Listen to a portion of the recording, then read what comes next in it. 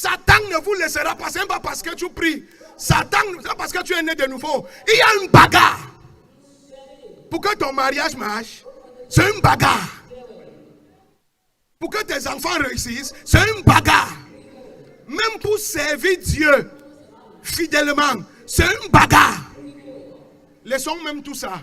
Même pour contrôler ton propre corps contre la fornication, le mensonge, l'exagération, c'est une bagarre. Ton propre corps, c'est une bagarre. Et si tu ne bagarres pas, si tu ne bagarres pas, tu ne persévères pas, tu ne décides pas de garder ta constance, malgré les flèches, malgré le feu, malgré la brutalité, malgré la trahison, malgré la déception, si tu ne bagarres pas, tu ne peux jamais arriver là où Dieu a programmé pour toi. On te blesse, tu portes ta croix, tu avances. On te trahit, tu portes ta croix, tu avances. Ce que tu es en train de faire maintenant, ce n'est pas pour toi. C'est pour annuler ce que tes grands-parents ont fait qui devait détruire toute la famille. Tu n'as pas le droit de t'arrêter. Tu n'as pas le droit de te fatiguer. Tu as des générations de grands hommes de Dieu qui doivent naître à cause de toi. Dans cette famille, il y a des ministres, il y a des directeurs, il y a des agrégés, il y a des professeurs qui doivent venir à cause de toi. Tu n'as pas le droit de t'abandonner. Tu n'as pas le droit de t'arrêter. Tu n'as pas le droit de te décourager. Ce n'est pas à cause de toi. C'est à cause de ceux qui viennent après toi. Ce matin, nous allons voir une des clés qui valide le service chrétien aux yeux de Dieu. Et c'est quoi cette clé? C'est la persévérance. La persévérance est une clé que plusieurs chrétiens ont abandonnée. Les gens veulent servir où ils sont confortables. Les gens veulent servir où ils sont honorés. Les gens veulent servir où ils sont respectés. Les gens veulent servir où ils sont célébrés. À la première difficulté, les gens jettent l'éponge et ils abandonnent. Ils ne savent pas que pour que ta foi soit considérée comme la foi, tu dois d'abord passer par les épreuves. C'est quand tu vas vaincre les épreuves et tu vas garder la foi, l'amour de Dieu et l'amour pour les gens, malgré les épreuves que tu as traversées. C'est en ce moment qu'on t'appelle un homme de foi. On ne t'appelle pas un homme de foi parce que tu travailles dans un groupe à l'église. On ne t'appelle pas homme de foi parce que tu prêches l'évangile. On ne t'appelle pas homme de foi parce que tu guéris les malades. On ne t'appelle pas homme de foi parce que tu es un leader. La foi est validée et est considérée comme la foi après les épreuves. Quand tu es passé par le feu et tu es ressorti et tu n'as pas changé ton amour pour Dieu, tu n'as pas changé ton amour pour les gens, tu n'as pas changé ta manière d'aider, ta manière de prier, ta manière de gêner, malgré les trahisons, les blessures, on te considère comme un homme de foi. Et l'épreuve, c'est le chemin pour que tu sois validé comme un homme de foi. Quand deux femmes se marient, après 30 ans de mariage, après 40 ans de mariage, les deux sont les mamans en âge, mais les deux ne sont pas les femmes. Tu te maries, tu fais 40 ans. Tu te maries, tu fais 40 ans. Toi, voici à 70 ans. Ça ne veut pas dire que tu es une femme. Tu es une maman de 70 ans. Tu es une maman de 70 ans. Mais celle qui est une femme parmi vous deux, c'est celle-là qui a supporté. C'est celle-là qui a traversé. C'est celle-là qui a bu l'eau, mais c'est celle-là qui a pardonné. Et c'est celle-là qui a continué d'aimer. C'est celle-là qui est considérée comme une femme de foi. C'est celle-là qui sera payée. C'est celle-là qui sera récompensée. C'est celle-là qui va voir ses enfants grands. C'est celle-là qui va se réjouir dans sa vieillesse. Pourquoi? Parce qu'elle a traversé le feu et elle n'a pas fui. Elle n'a pas abandonné. Elle n'a pas changé. Elle aime toujours les enfants. Elle nourrit toujours les enfants des gens. Elle prie pour ses enfants. Devant Dieu, voilà une femme de foi. Alléluia. Et l'épreuve, l'endurance, la persévérance, c'est un test pour tous les chrétiens. Il n'y a aucun chrétien qui va entrer dans sa destinée sans passer par l'endurance. Jésus a dit, s'ils ont fait ça au bois vert, qu'en est-il du bois sec que vous êtes? Ce qu'ils m'ont fait, ils vont vous faire. Ce que j'ai bu, vous allez boire. Il dit que si quelqu'un ne boit mon sang et ne mange ma chair, il ne peut pas me suivre. C'est-à-dire quoi? Le sang de Jésus, c'est la douleur. Le sang de Jésus, c'est la souffrance. Le sang de Jésus, c'est les blessures. Jésus et son sang étaient dans son corps. Pour qu'on voie son sang, on l'a fouetté, on l'a trahi, on l'a pendu, on l'a crucifié, on l'a ligoté, on l'a transpercé. Et à la fin, il a dit pardonne-les, car ils ne savent pas ce qu'ils font. Si on te blesse et que tu venais à la prière à 6 heures, tu dois continuer de venir à 6 heures. Ce n'est pas que tu abandonnes un temps, après tu reviens. Non, tu n'as pas réussi l'épreuve. L'épreuve, la persévérance, c'est ta capacité à rester constant, à persévérer jusqu'à la fin, même dans les blessures et la douleur. Je répète ça. Ta capacité à rester constant dans ton devoir et persévérer jusqu'à la fin, malgré les blessures et les douleurs. Et toutes les raisons que tu as pour te justifier, tu refuses de te justifier. Tu as raison, on sait, mais nous ne sommes pas ici pour chercher qui a raison. Nous sommes ici pour chercher celui qui peut se tenir pour l'œuvre de Dieu. Nous savons que tu as raison. Nous savons qu'on t'a blessé.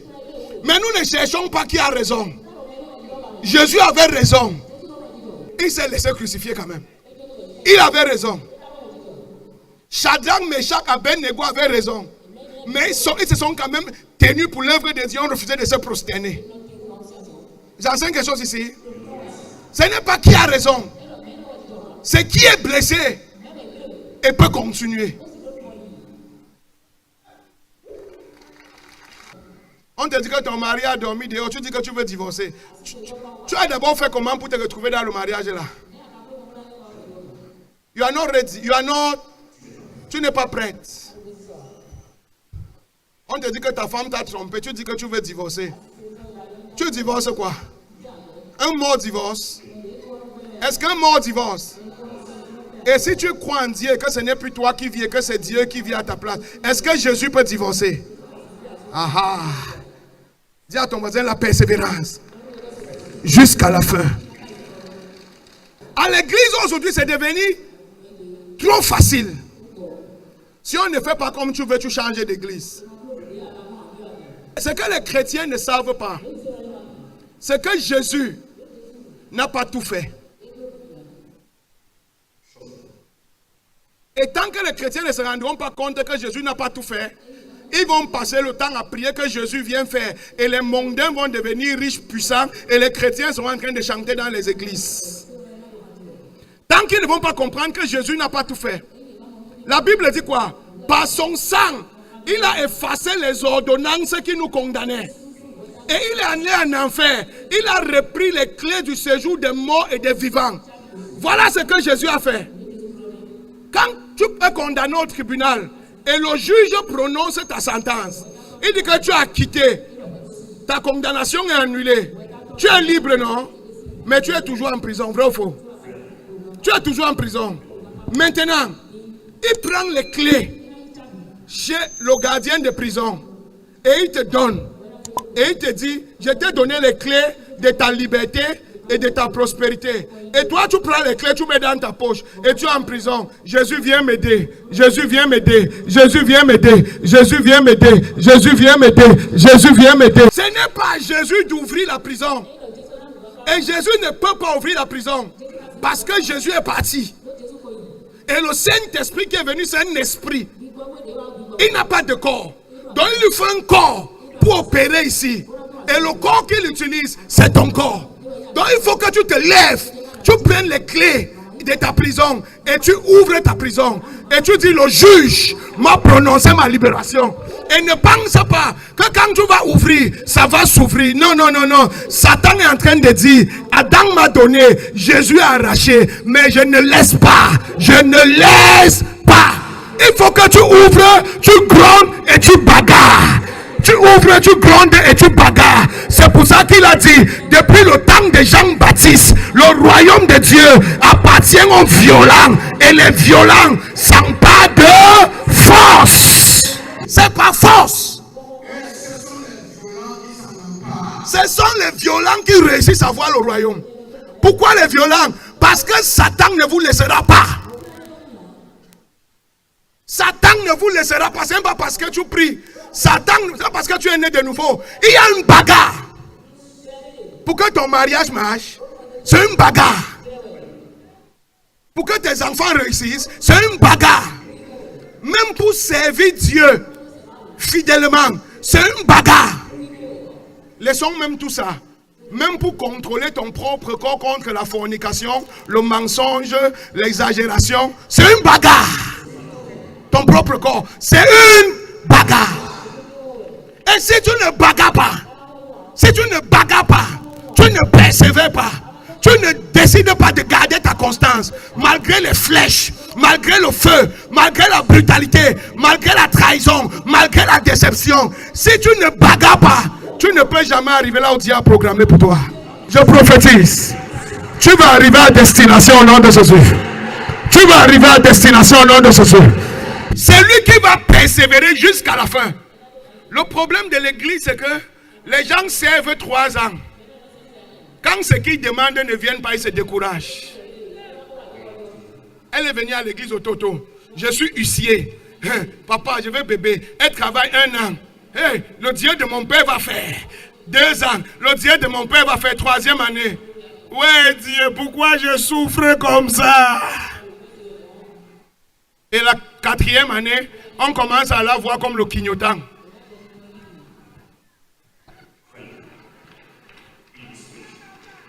Pourquoi? Manque de persévérance. Abraham a persévéré.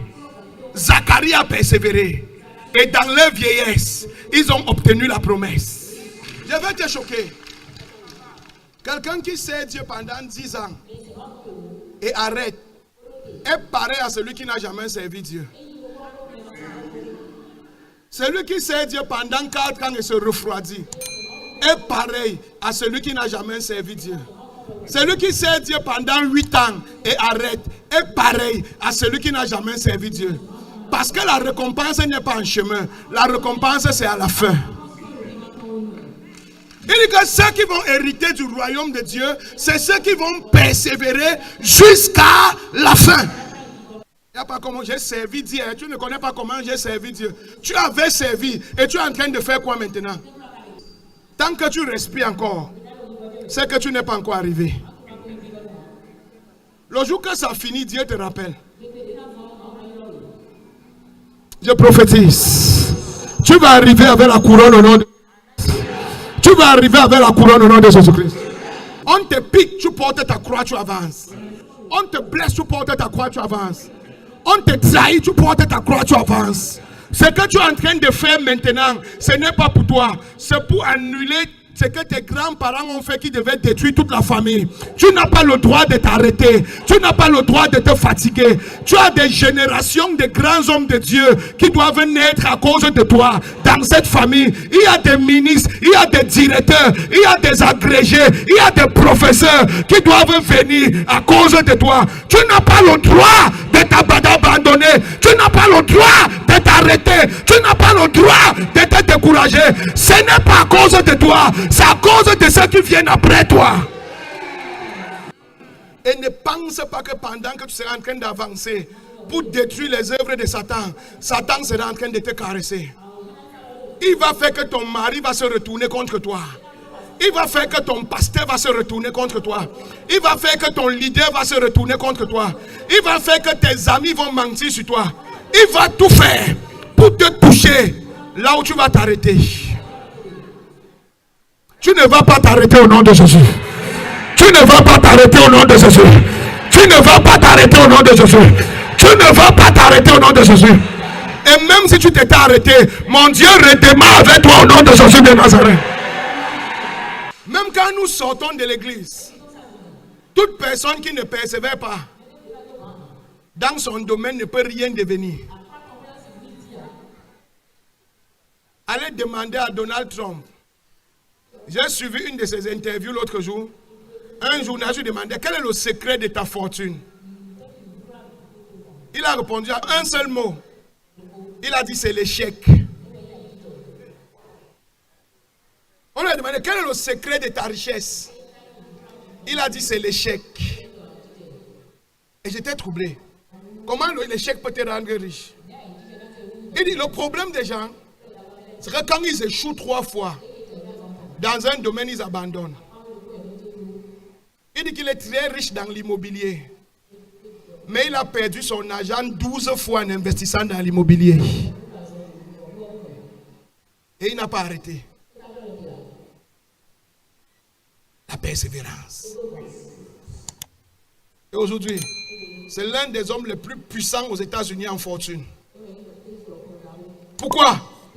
La persévérance. Plusieurs d'entre nous, nous avons commencé un commerce seulement parce que le soleil nous a tapé 3 fois et on n'a pas eu l'argent de taxi, on a arrêté. Quand on est enfant de Dieu, on n'abandonne pas jusqu'à ça marche. Nous sommes la lumière du monde. Nous sommes le sel de la terre. Quand nous arrivons, c'est pour donner le goût là où il n'y a pas de goût. C'est pour donner la lumière là où il n'y a pas de lumière. Quand Joseph est arrivé dans la maison de Potiphar, Potiphar a prospéré. Voilà ce que nous sommes. Tu n'abandonnes pas. Tu ne fuis pas. Quand tu arrives, c'est toi la solution. Peu importe ce qu'on te fait, peu importe ce que tu traverses, tu dois briller là-bas.